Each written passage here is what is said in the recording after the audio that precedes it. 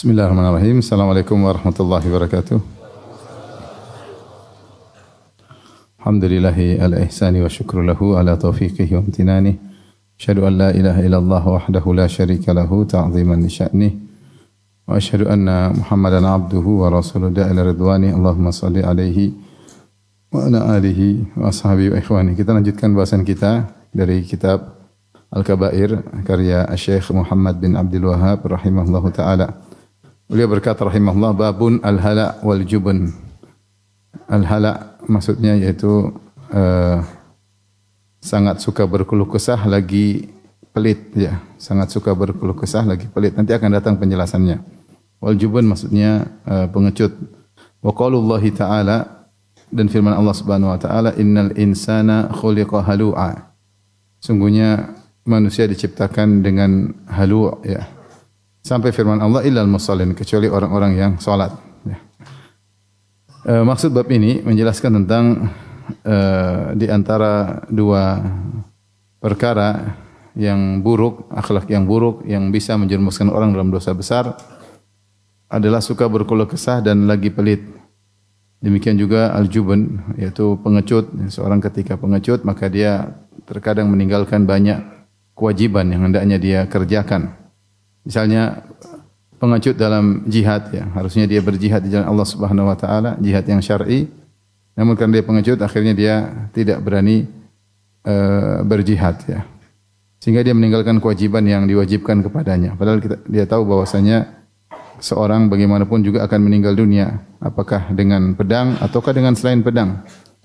Sebagai perkataan penyair, man lam yamut bi sayfin mata bi ghairihi, ya, siapa yang tidak meninggal akibat sayatan pedang, ya, tebasan pedang, dia akan meninggal dengan sebab yang lain. Ta'addadatil asbabu wal mautul wahid, sebab-sebab kematian sangat banyak tapi semuanya menuju pada satu tujuan, yaitu sama-sama mati.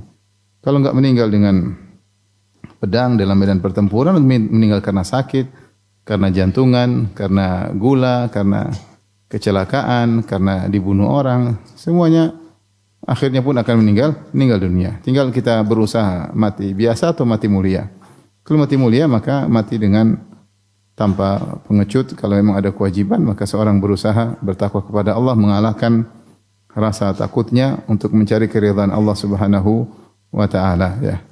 Maka penyakit jubun, pengecut itu terkadang menjerumuskan orang dalam dosa. Demikian dalam dakwah, terkadang seorang pengecut sehingga dia tidak berani menyuarakan kebenaran, ya, dengan berbagai macam kekhawatiran yang terkadang terjadi dan seringnya tidak terjadi, hanya kekhawatiran aja, ketakutan yang berlebihan sehingga untuk menyuarakan kebenaran tidak berani, sehingga dia akhirnya terbawa dengan keinginan masyarakat sehingga tidak bernahi mungkar, tidak memberi peringatan kepada masyarakat. Sebagaimana saya pernah isi kajian tentang masalah Heraklius, dia pengecut, ya. Ketika Rasulullah menyuruh dia untuk beriman, kata Rasulullah SAW, aslim taslam, masuk Islamlah engkau, kau akan selamat. Yu'tikallahu ajraka marratain, Allah akan berikan engkau pahala 2 kali lipat. Namun dia sudah yakin akan kebenaran Rasulullah SAW. Namun ketika dia sampaikan kepada rakyatnya, ternyata rakyat tidak menerima Islam. Maka dia khawatir yang berlebihan, dia khawatir singgasananya akan hilang, bahkan dia khawatir dia akan dibunuh. Sehingga akhirnya dia memilih untuk tetap di atas kekufuran dan meninggalkan Islam. Padahal Rasulullah telah mengatakan aslim taslam. Kalau kau masuk Islam kau akan apa? Selamat. Namun pengecutnya menjadikan dia akhirnya tetap di atas kekufuran, akhirnya mati juga. Cepat atau lambat juga akhirnya mati. Oleh karenanya Khalid bin Walid radhiyallahu anhu yang disebut dengan pedang Allah, Saifullah, dengan puluhan peperangan yang ikuti, peperangan yang berat sejak zaman Nabi sallallahu alaihi wasallam sampai di zaman Abu Bakar, terus berperang dan akhirnya meninggal dunia di atas tempat tidurnya. Sakit, sementara tubuhnya tidak ada satu jengkal kecuali ada luka, terkena pedang atau terkena tombak, tapi dia tidak meninggal di medan pertempuran, ya. Sehingga dia mengatakan agar orang penakut tahu bahwasanya kalau memang bukan waktunya meninggal, tidak akan meninggal dunia. Ya. Padahal dia ingin meninggal di medan pertempuran. Namun sebagian ulama mengatakan karena dia telah diberi gelar dengan pedang Allah, maka tidak pantas pedang Allah tersebut patah di medan pertempuran sehingga dia harus terus menang dalam berbagai macam pertempuran. Intinya jangan sampai rasa pengecut menjadikan seorang akhirnya terjerumus dalam dosa-dosa besar. Tentunya kalau perkara darurat, perkara terpaksa itu lain cerita ya. Darurat akhirnya melakukan suatu hal yang dalam kondisi terpaksa ini lain cerita. Tapi hukum asal seorang berusaha melawan pengecutnya. Tapi di sini kita fokus di yang pertama al-hala. Al-hala itu sebagaimana Allah tafsirkan sendiri, kata Allah innal insana khuliqa halu'a. Sungguhnya manusia diciptakan halu. Apa itu halu? Allah tafsirkan idza massahu asyarru jazua. Kalau ditimpa dengan keburukan maka dia berkeluh kesah, marah-marah, ngamuk-ngamuk.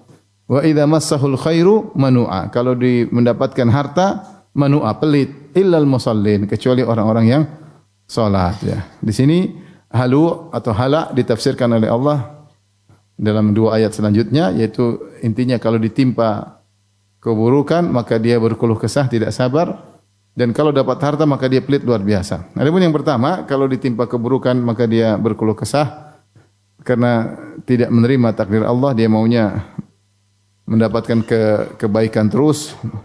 Dan Allah mengatakan innal insana li rabbih lakanud. Sungguhnya manusia itu suka berkeluh kesah terhadap Rabb-nya. Al-Hasan Al-Basri menafsirkan maksudnya yadhkuru al-masaib wa yansa ni'am. Manusia itu suka ingat-ingat tentang musibah-musibah yang menimpanya dan lupa dengan kebaikan-kebaikan yang dia rasakan. Ini sifat manusia. Kalau dia dikasih sakit maka dia berkeluh kesah seakan-akan dia tidak pernah sehat. Padahal dia sehat dalam waktu yang cukup lama, dia cuma sakit sekali, maka dia berkeluh kesah. Ya, dia dapat musibah cuma sekali-sekali. Ya, sekali-sekali. Tahun-tahun sebelumnya tidak ada musibah. Tahun ini dia terkena musibah, beberapa musibah, kemudian dia berkeluh kesah, suudzon kepada Allah, dia marah-marah, ya. Banting sana, banting sini.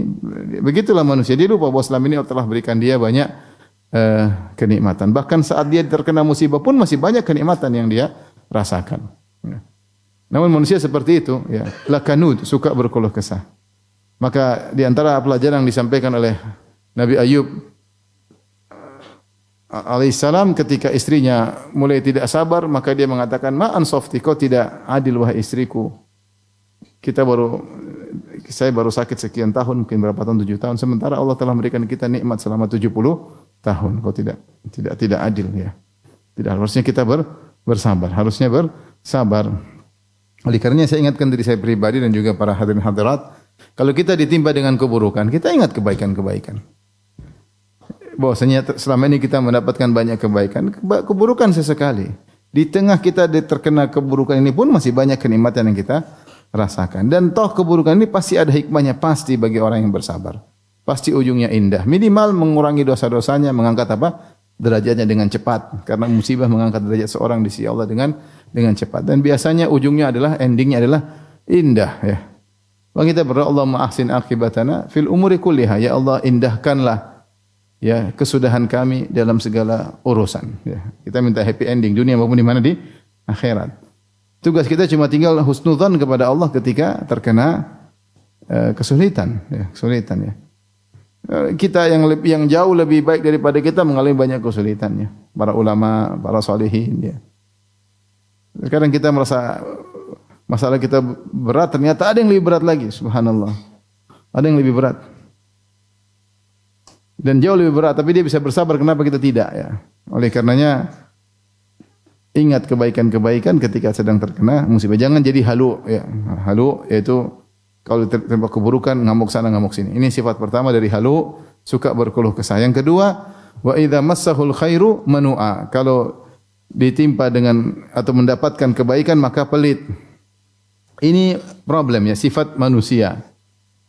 Ketika Allah mengatakan innal insana khuliqa halu'a. Manusia diciptakan dengan sifat seperti ini, pelit. Seakan-akan pelit itu adalah sifat dasar manusia, karena Allah mengatakan khuliqa, manusia diciptakan seperti khuliqal insan wa khuliqal insanu min ajal. Manusia diciptakan ketergesaan, berarti ketergesaan sifat dasar manusia. Ya. Seperti itu ya.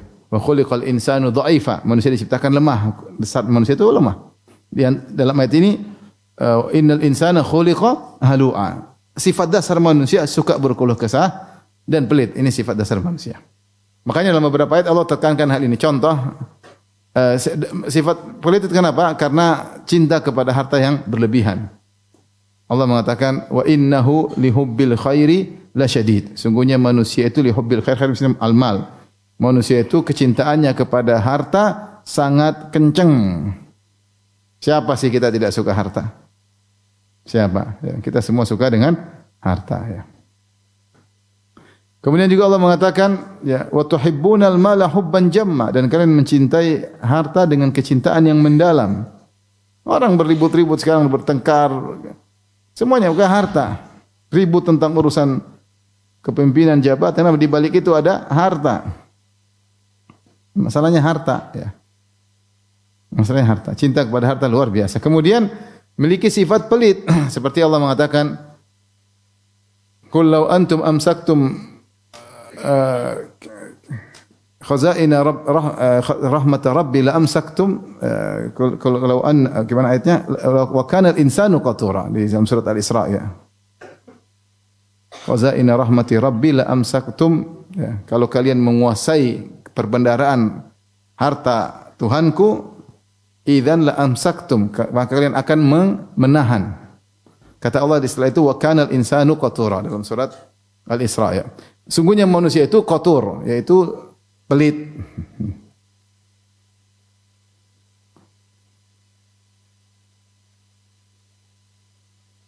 Coba saya cek ayatnya dulu. Mana ayatnya? Wa annakum amsaktum khazain rahmati rabbi. Gimana ayatnya? Siapa yang hafal? Ayat. Qul law antum tamlikuna khazaina rahmati rabbi. Terus idza la amsaktum khasyatal infaq wa kana al insanu qatura. Seandainya kalian, ini ayat turun tentang orang-orang musyrikin. Ya, seandainya kalian tamlikuna khazaina rahmati rabbi, kalian menguasai seluruh perbendaharaan harta Rabbku, yaitu Allah kasih kalian harta banyak, kalian akan menahan, pelit, khasyatal infaq. Kalian tidak mau berinfak. Kata Allah, wa kanal insanu qatura, karena manusia pelit. Sifat dasar manusia apa? Pelit. Kemudian Allah ketika bercerita tentang orang-orang Yahudi juga, ya. Kata Allah Subhanahu wa taala, ya, fa idzal la yu'tuna an-nasa naqira. Orang Yahudi, ya, kalau seandainya mereka memiliki kekuasaan, diberi kerajaan, mereka akan pelit terhadap orang-orang lain. Jadi manusia diciptakan dengan punya potensi pelit luar biasa dan juga memiliki sifat mencintai harta yang sangat besar, ya. Sehingga dengan demikian terkumpul cinta harta, pelit, lengkaplah, keloplah. Nah, ini sifat harus kita lawan. Kan ini sifat yang tercela. Sebagaimana manusia memang dipasang dalam dirinya syahwat, ya. Tidak semua syahwat kita turutin. Ya, tidak setiap syahwat kita turutin, ya. Kita harus lawan. Maka di sini di antara sifat yang tercela adalah halu, suka berkeluh kesah, dan juga pelit. Taib, kemudian Syekh Muhammad bin Abdul Wahhab rahimahullah membawakan ayat, membawakan hadis wa an Abi Hurairah radhiyallahu anhu anna Rasulullah sallallahu alaihi wasallam qala, dari Abu Hurairah radhiyallahu anhu Rasulullah sallallahu alaihi wasallam bersabda, syarru ma fir rajuli syuhun hali'un wa jubunun khali'.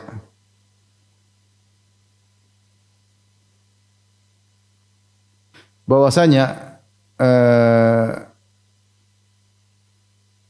kata Nabi sallallahu alaihi wasallam, paling parah yang terdapat pada seorang adalah syuhun hali, yaitu syuhun halu, pelit yang sangat pelit, ya. Sebagian tadi khuliqa halu'a, yaitu pelit yang amat sangat. Kemudian yang kedua, wajubunun khali', yaitu penakut yang amat sangat sehingga seakan-akan mencabut jantung seseorang saking takutnya. Saking takut. Ini dua sifat tercela, ya. Tadi sudah kita sebutkan tentang masalah pengecut dan juga pelit. Di sini Rasulullah SAW menyebut tentang syuh. Syuh itu apa? Syuh, ada pendapat di kalangan para ulama mengatakan syuh maknanya al-bukhl, sama dengan bukhl. Ada yang mengatakan tidak, syuh syiddatul bukhl, yaitu pelit yang parah. Bahwasanya syuh itu lebih tingkatannya lebih tinggi daripada pelit. Ada yang mengatakan bahwasanya kalau pelit itu terhadap orang lain, kalau syuh bahkan pelit terhadap diri sendiri. Bukan hanya pelit sama orang lain, tapi bahkan di sini juga pelit. Dia punya uang banyak tapi dia mau beli makan enak, enggak lah, sayang. Ya, dia mau berobat rumah sakit mahal, sayang, mending yang murah-murah aja lah. Ya, seperti itu. Jadi sebenarnya tidak saking pelit sama dirinya pun dia pelit ya. Orang ini menderita dan bukan cuma dia menderita, dia dan istrinya, anak-anaknya semua apa? Menderita. Makanya dikatakan al-bukhala, orang-orang pelit itu ya'ishuna ma'isyatal fuqara wa yuhasabuna hisabal aghniya. Orang-orang pelit itu hidupnya seperti orang miskin tapi hisabnya hisab orang kaya. Saya kenal ada seorang dia meninggal gara-gara tidak mau berobat di rumah sakit mahal. Enggak, rumah sakit murah aja. Akhirnya meninggal.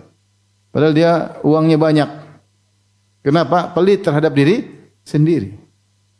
Ya, pelit, baju sudah rusak-rusak enggak usah ganti. Bukan zuhud tapi pelit. Beda tipis antara zuhud dengan apa? Pelit. Ya, kalau dia udah pelit, yang tersiksa apa? Bukan dia sendiri yang tersiksa, istrinya tersiksa, anak-anak juga tersiksa ya. Sampai saya sering sampaikan cerita ini, saya pernah dengar di Idaatul Quran, radio Saudi, ketika ada orang meninggal dunia, kemudian hakim memberitahukan kepada anak-anaknya bahwasanya ayah kalian orang kaya, bergembiralah banyak harta warisan. Maka anaknya marah. Kok marah? Kenapa selama ini mereka hidup sengsara? Ternyata bapaknya kaya raya, kenapa hidup mereka apa sengsara? Karena bapaknya pelit. Ini problemnya. Ini disebut syuh, pelit pada diri sendiri. Kalau al-bukhl, pelit pada orang lain. Ada yang mengatakan syuh maknanya selain pelit dia juga tamak, berharap untuk menguasai harta orang lain, tidak pernah puas, dia ingin miliki harta orang lain. Orang punya dia punya pengin juga seperti. Jadi selain dia pelit dia ingin menguasai harta orang lain. Ini namanya syuh. Syuh sehingga menyebabkan terjadi persaingan bahkan pertumpahan darah gara-gara syuh. Ada yang mengatakan syuh al-bukhl pelit terkait dengan harta. Kalau syuh lebih umum, bukan hanya pelit harta, bahkan dia pelit waktu, dia pelit tenaga, dia pelit kedudukannya. Dia bisa bantu, cuma tidak mesti bantu dengan apa? Dengan harta. Kita bisa bantu dengan yang lainnya. Kita bisa bersedekah dengan senyum. Dia senyum aja pelit. Senyum aja pelit. Kayaknya kalau senyum dia rugi ya. Ini syuh lebih umum. Intinya ini dua perkara yang paling buruk terdapat pada seseorang ya. Makanya kita sering berdoa, Allahumma inna a'udzubika minal hammi wal hazan wal ajzi wal kasali wal bukhli wal jubni wa dhala'id daini wa ghalabatir rijal ya. Kita berlindung ya. Ya. Berlindung di pagi hari, di sore hari, berlindung dari penyakit ini. Kemudian hadis berikutnya Al-Imam Muhammad bin Abdul Wahhab rahimahullah berkata, wali muslimin an Jabir radhiyallahu anhu. Dalam sahih Muslim dari Jabir radhiyallahu taala anhu secara marfu'. Ittaqus syuh, waspadalah kalian daripada asyuh. Fa inna syuhha ahlaka man kana qablakum. Sungguhnya asyuh tadi pelit yang amat sangat itu telah membinasakan orang sebelum kalian. Hamalahum ala ansafaku dima'ahum. Akhirnya mereka menumpahkan darah. Wastahallu maharimahum, dan mereka menghalalkan perkara-perkara yang haram. Orang kalau sudah sangat ingin punya harta selain pelit, maka akhirnya dia nekat menumpahkan darah ya. Menghalalkan yang haram. Dia jalani semuanya, mau riba, mau menipu, mau zalimi orang, dia tidak peduli. Karena dia tamak, ingin punya harta yang banyak, bahkan ingin punya harta orang lain, ingin menguasai apa yang telah dikuasai oleh orang lain. Ini bahaya. Karena kecintaan terhadap harta yang berlebih-lebihan disertai dengan pelit yang luar biasa mengantarkan seorang bisa menumpahkan darah orang lain. Paling tidak dia berbuat, kalau dia sampai menumpahkan darah, dia berbuat kezaliman. Dia berbuat kezaliman. Makanya orang begini terkadang bukan orang miskin, udah kaya, tapi tidak pernah berhenti rasa rakusnya terhadap harta dan pelitnya. Udah kaya tapi pelit dan rakus, itu nama syuh, pelit dan rakus. Justru kita dapati orang yang mungkin hartanya tidak banyak, biasa-biasa, ternyata mereka tidak pelit dan mereka juga tidak rakus. Justru yang rakus sudah kaya-kaya. Saya tanya santum, orang koruptor miskin-miskin atau kaya-kaya? Orang koruptor miskin atau kaya-kaya? Kaya-kaya. Kena penyakit tamak. Seandainya miskin koruptor ya mungkin lah. Uzur syar'i. Enggak dapat makan, gaji kurang ya mungkin yang kita bilang adalah ya, namanya juga tinggal di penjara sesuai dengan aturan lah. Tapi biasanya yang koruptor itu bukan miskin-miskin, kaya, udah punya rumah mewah, udah mau punya mobil mewah, udah punya apa segalanya, tapi namanya penyakit. Namanya penyakit, pelit dan tamak. Akhirnya kalau sudah seperti itu bisa menghalalkan yang haram. Ya. Cara dengan keji, menjatuhkan sana, menjatuhkan sini, lawan ditebas, apa saja dilakukan yang penting bisa meraih apa yang diinginkan. Dan ini benar kata Rasulullah SAW bahwasanya penyakit syuh ini telah membinasakan orang-orang sebelum kalian, mengantarkan mereka menumpahkan darah dan menghalalkan apa yang diharamkan oleh Allah Subhanahu wa taala.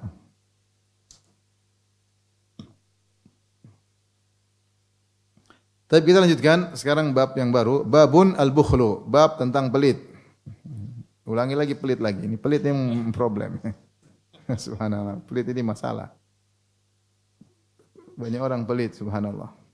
Jadi pelit ini bukan akhlak seorang muslim. Orang muslim itu tidak pelit. Ya, Rasulullah mengatakan wala yajtami al-iman wa syuh fi qalbi abdin abada. Tidak akan berkumpul iman dan pelit dalam hati seorang beriman selama-lamanya. Kalau orang pelit berarti imannya kurang. Makanya Nabi berkata, "Man kana yu'minu billahi wal yawmil akhir falyukrim dhaifahu." Siapa yang beriman kepada Allah hari akhirat, maka dia muliakan tamunya. Kalau ada orang pelit sama tamu, tamu datang cuma dikasih teh, itu pun tidak pakai gula. Saking pelitnya. Ini enggak benar ini. Ini ada masalah dengan apa? Hatinya. Ada masalah dengan apa? Hatinya. Orang bertamu malam-malam cuma dikasih, pas jam makan, tamunya senang nunggu diundang makan, enggak diundang makan sampai selesai. Masalah mah. Ya. Kalau ada tamu jangan pas jam siang, sore aja dia datang ke rumah. Kenapa? Supaya tidak kasih makan siang. Dia pintar ya. Sore aja katanya. Jadi kalau orang tidak pelit sama tamu, itu insya Allah dia beriman. Cari pahala. Cari kita buang-buang uang buat tamu, buat apa? Cari pahala di sisi Allah Subhanahu wa taala.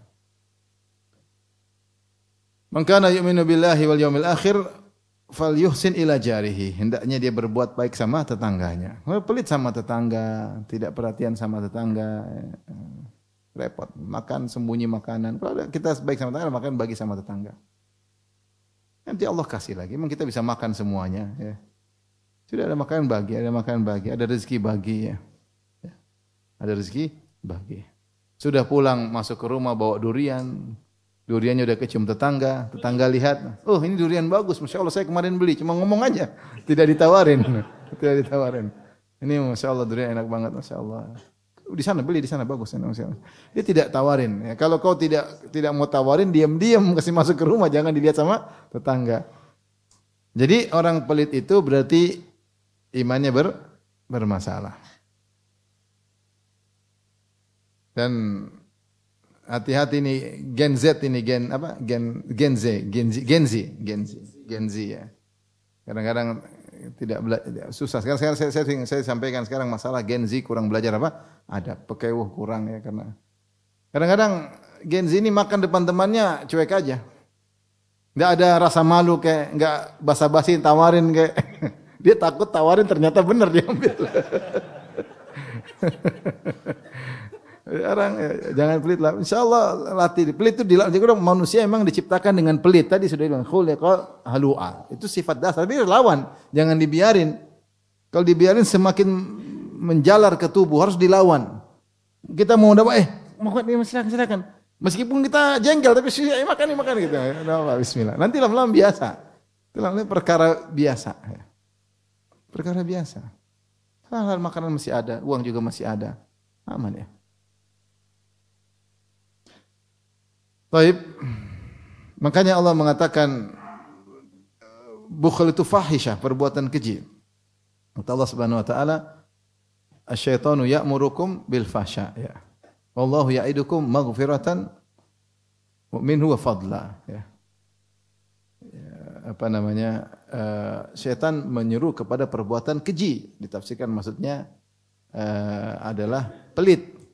Adapun Allah Ya'idukum maghfiratan minhu, memberi ampunan bagi orang yang berinfak, bersedekah, wa fadla, dan Allah akan beri gantinya ya. Makanya pelit disebut dengan perbuatan keji. Keji itu perbuatan yang semua orang tahu itu buruk.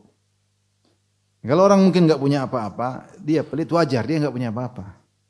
Tapi kalau dia bos, duit banyak, pelit, waduh ini repot. Ya, repot.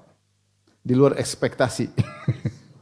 Taib, wa qaulullahi ta'ala, Allah berfirman, alladzina yabkhaluna wa ya'muruna an-nasa bil bukhl. Orang-orang yang pelit dan menyuruh orang-orang untuk berbuat pelit. Jadi orang pelit terkadang supaya dia menutup rasa malunya, dia pingin juga orang-orang pelit seperti dia. Karena kalau cuma dia sendiri yang pelit, orang ini pelit, yang orang semua baik, dia pelit sendiri. Maka supaya dia tidak malu sendiri, dia ngajak orang lain juga supaya pelit seperti dia. Sehingga bukan cuma saja dia yang dicela, tapi orang lain juga dicela bersama dia. Makanya disebutkan sebagian salaf mengatakan, waddatiz zaniyatu law zanan nisa'u jami'an. Diriwayatkan dari Utsman, beliau berkata radhiyallahu anhu, seorang pezina terkadang berangan-angan seluruh wanita juga berzina. Supaya dia tidak malu. Oleh karenanya terkadang orang pelit, ngapain kasih begitu? Ya, suruh dia kerjalah, ngapain kita kasih? Dia kadang bikin syubhat ya. Ngapain ya. Enggak usahlah. Biar dia kerja keras, padahal pelit. Dia ngomongnya, biar enggak usah kasih, dia masih kerja keras, enggak usah dikasih, padahal dia pelit. Jadi bikin syubhat sama orang sehingga orang juga ikut-ikut pelit seperti dia. Maka alladzina yabkhaluna wa ya'muruna an-nasa bil bukhl. Orang-orang yang pelit dan juga menyuruh orang untuk berbuat pelit. Allah berfirman, wa qauluhu ta'ala, wa fi amwalihim haqqun lis-sa'ili wal mahrum. Ya. Sementara Allah memuji orang-orang beriman yang mereka di antara sifatnya adalah wa fi amwalihim, di dalam harta mereka ada hak, itu milik orang lain. Milik siapa? Lis-sa'ili, bagi orang yang minta-minta, wal mahrum, dan yang tidak minta-minta. Kita harus sadar kalau kita punya harta ini, bahwa di antara harta kita ini ada hak orang lain. Hak orang susah, hak orang miskin, orang yang minta-minta, dan ada orang yang tidak minta-minta. Maka kita harus sisihkan untuk mereka. Ada yang minta, yang ini enggak punya apa-apa, enggak punya, ya minta. Ya, kalau memang dia berhak, ya kita kasih ya. Dan ada yang tidak minta-minta, dia malu untuk minta-minta, maka kita cari orang ini enggak mampu, kita dapat kabar orang ini susah. Dia malu minta sama orang lain, ini lebih utama untuk kita kasih, Rasa malunya membuat dia tidak mau minta kepada orang lain, padahal dia sangat membutuhkan, padahal dia sangat miskin. Maka jangan kita fokus aja kepada orang yang minta-minta, kita juga beri kepada orang yang tidak minta-minta. Antum kalau lihat ada orang jualan enggak laku-laku dari pagi sampai sore, ini orang susah, kasih aja. Dia enggak minta, dia berusaha kerja, mau minta dia enggak enak. Makanya dia apa? Kerja. Kasih, enggak usah tunggu dia minta. Beli borong barangnya, kasih. Misalnya dia jual es musim hujan. Dari pagi sampai sore hujan enggak berhenti. Es. Antum ini kasihan ya, antum jangan bilang lagi mumpung nih. Minta korting 50% pasti dikasih. Udah susah enggak laku dari pagi sampai sore, antum minta kortingnya. Ya, maksudnya ada orang-orang yang seperti itu, dia kerja, antum lihat bikin sesuatu. Ada yang minta-minta di samping. Satu jualan, yang minta nanti kasih, yang tidak minta juga mungkin lebih utama untuk dia apa? Dikasih, karena dia malu. Jadi bukan hanya yang minta yang kita kasih, yang tidak minta juga kita perlu perhatikan.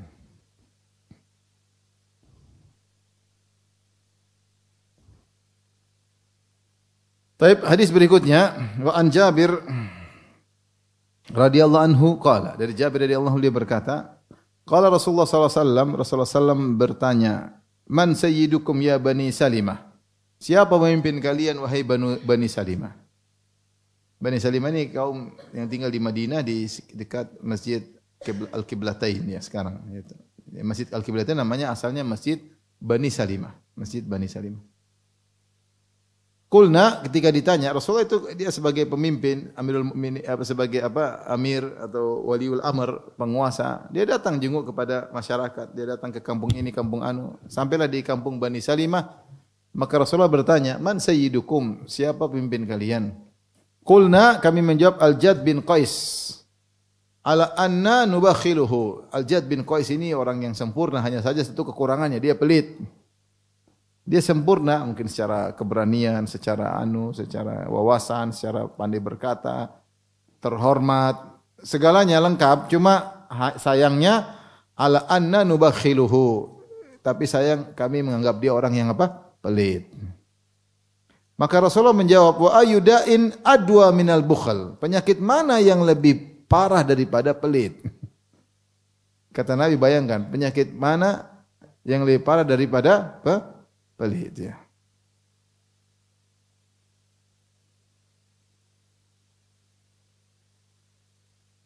Bal sayyidukum Amr bil Jamuh.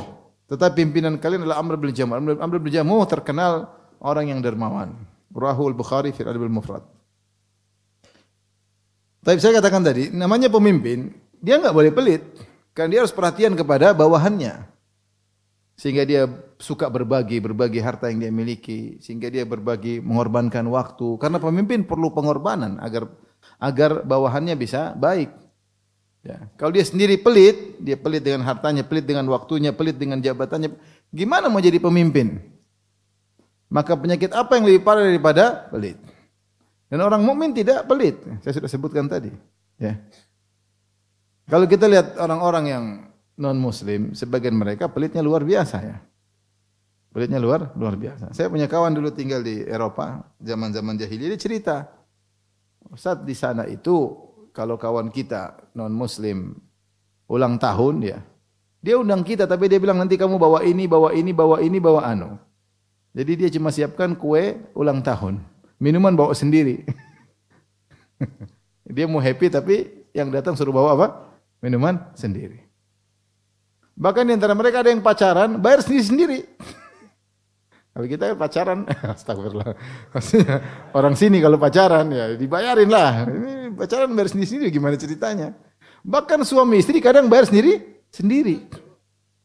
Itu biasa di mereka ya. Saya punya kawan di Australia, dia bilang di antara kita metode dakwah kalau musim Ramadan kita acara buka puasa. Kita undang mereka, mereka heran kok ada pembagian makanan gratis. Ya. Jadi seorang mukmin yang beriman kepada hari akhirat harusnya tidak pelit.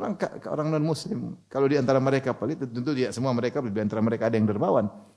Tetapi kalau mereka pelit wajar karena bagi mereka kehidupan cuma di dunia. Ya. Dunia ini yang paling utama ya. Kita kan dunia cuma sementara, ada kehidupan akhirat. Yang cara-cara untuk memperindah kehidupan akhirat kita dengan bersedekah. Tapi jadi di sini kata Rasulullah, kalian tidak pantas menjadikan Al-Jad bin Qais sebagai pemimpin karena dia orang yang pelit ya. Tetapi pimpinan kalian adalah Amr ibn al-Jamuh, Amr bin al-Jamuh. Seorang yang sangat dermawan.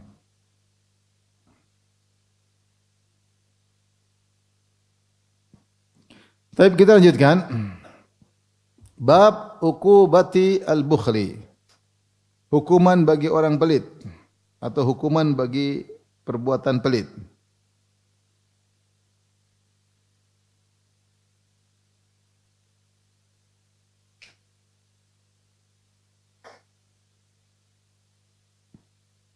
Allah berfirman, "Sayutawwaquna ma bakhilu bihi yaumal qiyamah." Sungguhnya harta yang mereka pelitkan itu akan dikalungkan di leher mereka, itu melilit mereka ya. Ini terdapat dalam surat Ali Imran, saya bacakan ayat lengkapnya, ayat 180. Surat ketiga kata Allah, "Wala yahsabanna alladziina yabkhaluna bima aataahumullahu min fadlihi huwa khairal lahum." Dan janganlah orang-orang yang pelit dengan apa yang Allah berikan kepada mereka, ya, menganggap bahwasanya perbuatan pelit tersebut baik bagi mereka. Bal huwa syarrul lahum. Bahkan perbuatan pelit tersebut lebih buruk bagi mereka. Kenapa? Sayutawwaquna ma bakhilu bihi yaumal qiyamah. Harta yang mereka pelitkan tersebut akan melilit mereka pada hari kiamat. Walillahi mirathus samawati wal ard.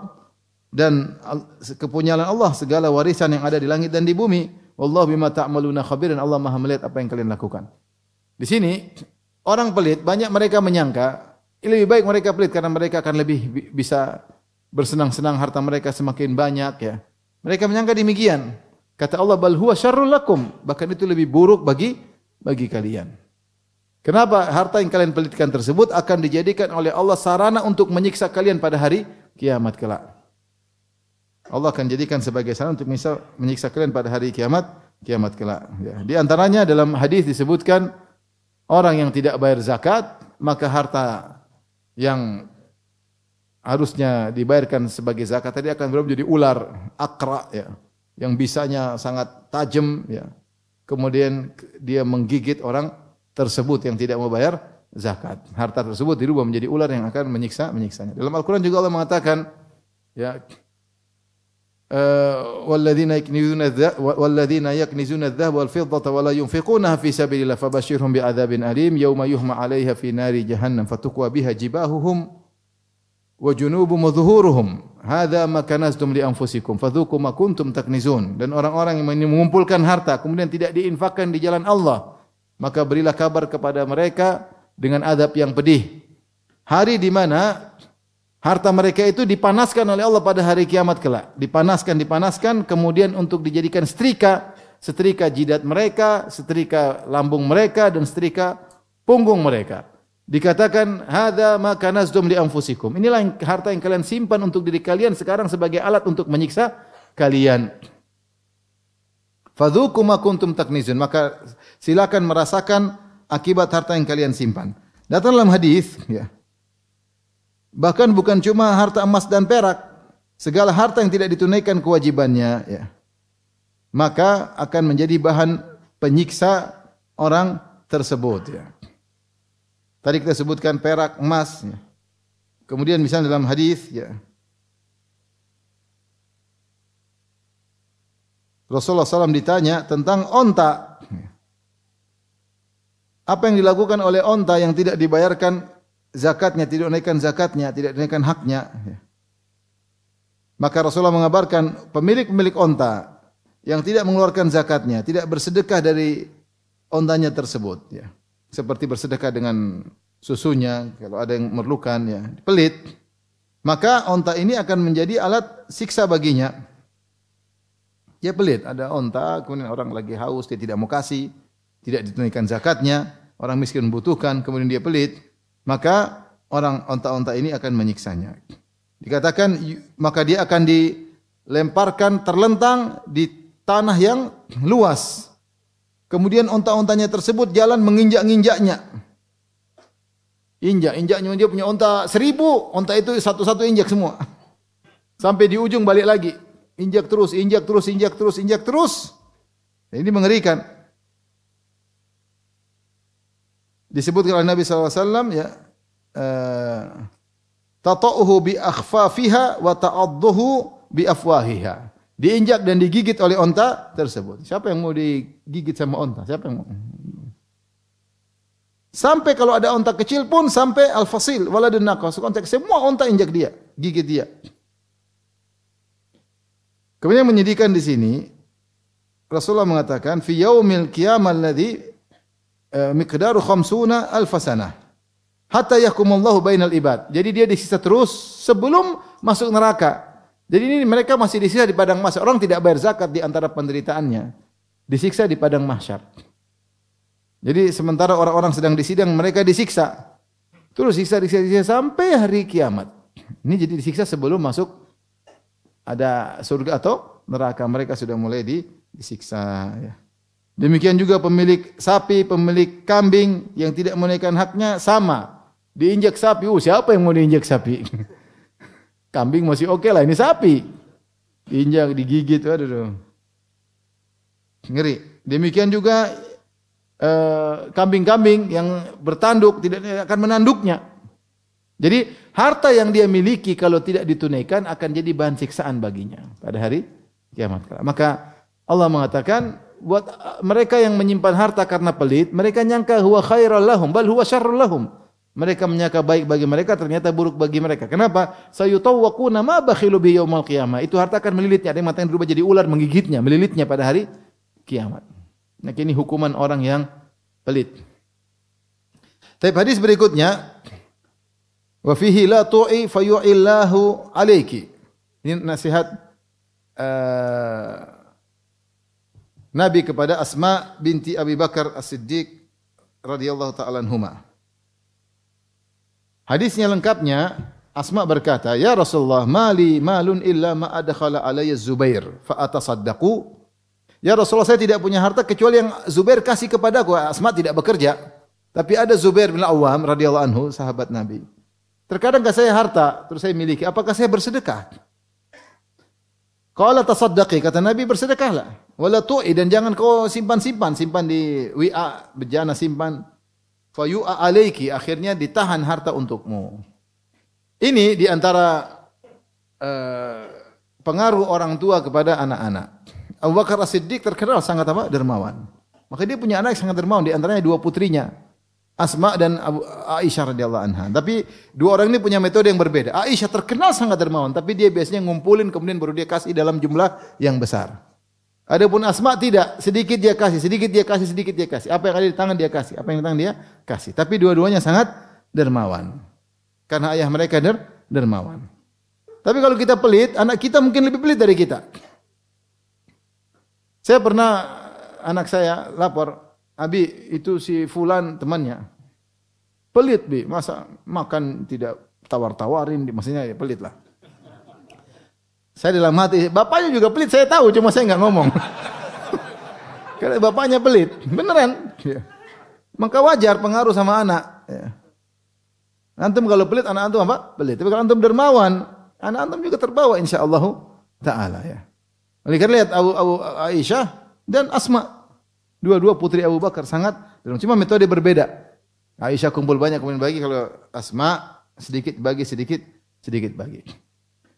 Maka dia mengatakan, perhatikan, Zubair bin Awam bukan orang kaya. Zubair bin Awam bukan orang kaya. Karena dalam sebuah riwayat, Zubair karena miskin maka Asma membantu dia kerja sampai Asma mengangkat biji-bijian untuk ngurusin kudanya, berjalan sampai sekitar 4 km kurang lebih, ngurusin kudanya, kasih minum karena miskin. Tapi ada sedikit harta dikasih kepada dia. Dia tanya, apakah saya bersedekah? Subhanallah. Kalau kita kondisi enggak punya duit ya, suami kasih, istri dikasih suami, simpan seerat-eratnya, diikat seerat-eratnya. Maka ternyata dia bertanya, apakah saya boleh bersedekah sementara harta cuma ini? Rasulullah bilang, tasaddaqi, bersedekahlah. Wala tu'i, dan jangan kau simpan-simpan. Fayu'a alaiki, maka akan ditahan darimu. Ya. Intinya dalam riwayat yang lain, kata Rasulullah SAW, irdakhi yurdah laki. Irdah itu sedekahkan sedikit-sedikit, maka Allah akan kasih engkau juga. Allah akan kasih engkau banyak. Kasih, Allah kasih. Seperti dalam hadis, ya ibna Adam, unfik alaik. Wahai anak Adam, berinfaklah, aku akan berinfak kepadamu. Ya. Rasulullah bersabda, mana qasas sadaqatun min mal. Sedekah tidak mengurangi harta. Ulama menafsirkan bal yazid, bahkan menambah harta. Ya. Makanya tadi Allah mengatakan, Allahu ya'idukum maghfiratan minhu wa fadla. Jangan pelit, bersedekahlah. Ya. Maka Allah akan menjanjikan ampunan bagi kalian dan fadla, tambahan. Allah kasih apa? Tambahan. Ya. Ini butuh keimanan. Jadi begini maksudnya, kalau kita sudah cukup, jangan terlalu perhitungan. Alhamdulillah makan sudah ada, gaji sudah ada. Kalau sedekah jangan terlalu perhitungan. Kalau hitung matematika jadi pelit nanti. Beda kalau di rumah nggak ada apa-apa, itu lain cerita. Baru kita hitung-hitung. Makan anak, karena kewajiban ada prioritas ya. Ya, ada prioritas. Tapi kalau kita sudah an-dhahrin ginan, sudah cukup, ya, sisanya jangan terlalu perhitungan. Apalagi ada yang perlu, ada kerabat yang perlu, kasih aja, kasih. Jangan terlalu perhitungan. Kalau kita terlalu perhitungan, Allah perhitungan sama kita. Maksud hadis ini begini, kalau kau perhitungan, kau tahan, dan Allah juga tahan. Tapi kalau kau tidak perhitungan, Allah juga tidak perhitungan. Allah tidak tahan-tahan. Maka ini hadis butuh keimanan untuk mengerjakannya. Betul. Saya punya cerita, saya punya kawan. Sampai sekarang kita masih hubungan. Orang Libya. Dia sama saya teman dekat ya. Masya Allah dia orangnya tidak perhitungan. Dia itu gajinya sama dengan saya sama-sama. Tapi dia kalau kemana-mana dia yang traktir, dia ini. Seakan-akan duitnya banyak. Saya bilang, ente belanja gimana? Kata dia, Rasulullah bilang sama Asma. Ini hadis pertama saya dengar tuh dari dia. Hadis ini. Saya masih S1 baru masuk jamiah. Luar biasa, ngeri juga. Jadi dia yang penting cukup. Maksud dia saya cukup, saya sudah makan sebulan ada, sisanya saya oke aja lah. Ada keperluan saya kasih, ada orang butuh saya kasih, ada teman saya traktir. Tapi di antara teman-teman semua yang paling kaya dia, itu masalahnya. Setelah itu ternyata Allah bukakan dia rezeki, ternyata dia punya usaha, jadi paling kaya di antara teman-teman kita waktu itu. Ternyata kemudian dia nikah, dia bawa istri, dia punya mobil, kita belum punya mobil. Yang saya pertama dengar hadis ini dari beliau. Maka saya bilang ini butuh apa? Butuh keimanan untuk mengerjakan ini. Tapi bukan berarti asal bagi tanpa sementara anak istri kelaparan yang enggak boleh karena ada prioritas. Ya, sedekah yang terbaik an dhahrin ghinan. Setelah semua kebutuhan primer tercukupi, silakan bersedekah. Selama belum tercukupi, yang paling utama adalah keluarga. Ya, jangan sampai salah paham ya. Nggak usah hitung-hitung, udah transfer semuanya. Enggak juga begitu kali. Enggak. Ada saatnya kita berhitung, ada saatnya tidak perlu berhitung. Tapi tadi, siapa yang kasih, Allah akan kasih apa? Ganti lebih banyak. Tapi hadis berikutnya, Rasulullah SAW bersabda, wa qalu alaihi salam, Allahumma a'ti mumsikan talafan wa a'ti munfiqan khalafan. Ini hadis masyhur ya. Rasulullah bersabda, ma min yaumin yusbil ibadu fihi, tidak ada suatu hari di mana seorang hamba mendapati pagi hari di hari tersebut illa malakani yanzilan, kecuali dua malaikat yang turun. Fa yaqulu ahaduhuma, maka yang satu berdoa, Allahumma a'ti munfiqan khalafan. Ya Allah, berikanlah orang yang berinfak gantinya. Wa yaqul akhar, yang satu berkata, Allahumma a'ti mumsikan talafan. Ya Allah, rusaklah bagi orang yang, berilah kerusakan bagi orang yang menahan, yang pelit. Ini hadis menunjukkan bahwasanya doa harian yang diucapkan oleh dua malaikat ini, doa harian. Dia berdoa salah satunya, Allah, orang yang beri infak maka gantilah. Tentu gantinya lebih baik. Yang satu berdoa, ya Allah, orang yang pelit hancurkanlah. Dan doa para malaikat dikabulkan. Doa malaikat dikabulkan. Dan Allah telah berfirman, ma anfaqtum min syai'in fahuwa yukhlifuh. Apapun yang kalian infakkan maka Allah akan ganti. Wa huwa khairur raziqin, ini sebaik-baik pemberi rezeki. Allah jamin Allah akan ganti dan dia sebaik-baik pemberi apa?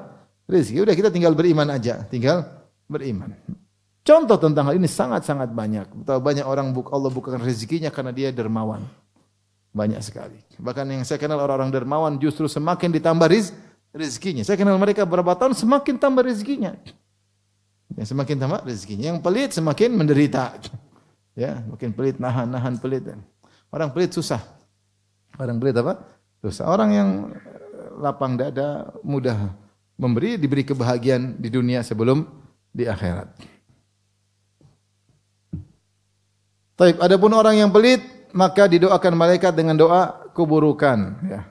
Orang yang pelit, malaikat doa semoga diberi kerusakan. Ini menunjukkan seorang pelit dia akan semakin susah. Dia akan semakin susah. Adapun orang yang dermawan maka semakin diberi keberkahan, hartanya semakin bertambah-tambah. Sekali lagi di akhir pengajian saya katakan ini semua butuh latihan. Kalau antum tidak latihan, atau kita, bukan antum, kita semua kalau enggak latihan kita akan pelit seumur hidup. Maka perlu latihan, paksa. Latihan dari kecil-kecil, pertama kali latihan 100.000 langsung. Aduh, bismillah deh. Insyaallah. Nanti terbiasa, nanti lama-lama 1 juta kurang. Sampai ada orang kalau uang terlalu banyak dia mau infakkan ini mana gimana ini uang terlalu banyak saya mau infakkan. Subhanallah, sebagian orang begitu. Ada enggak berinfakkan dia sudah terbiasa. Kalau tidak infak dia gelisah sendiri. Ya, jadi kecanduan berinfak. Bukan kecanduan pelit. Jadi pelit bisa bikin candu, infak juga bisa bikin apa? Candu, benar. Kenapa dia bisa candu berinfak? Karena dia merasakan manfaat duniawi sebelum akhirat. Manfaat zahir maupun manfaat batin yang dia rasakan. Bagaimana Allah berikan kebahagiaan bagi orang yang berinfak. Maka jadilah orang yang kecanduan berinfak. Jangan kecanduan pelit ya. Taib, demikian saja mungkin yang saya sampaikan. Tapi demikian saja. Wabillahi taufiq. Assalamualaikum warahmatullahi wabarakatuh.